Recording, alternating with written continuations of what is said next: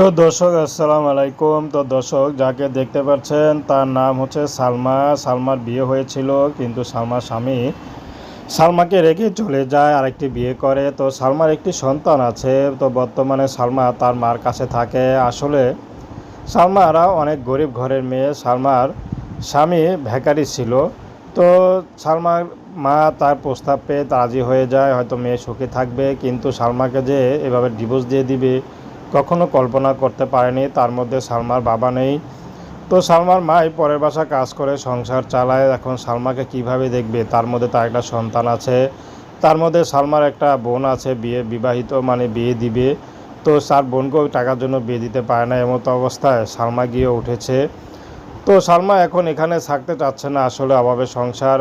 তার মার অনেক কষ্ট হচ্ছে, কি করবে? সালমা চাচ্ছে এই মুহূর্তে যদি কোনো বিবাহিত বয়স্ক পুরুষ তাকে বিয়ে করতে চায়, সালমা বিয়ে শাদী করতে চলে রাজি আছে।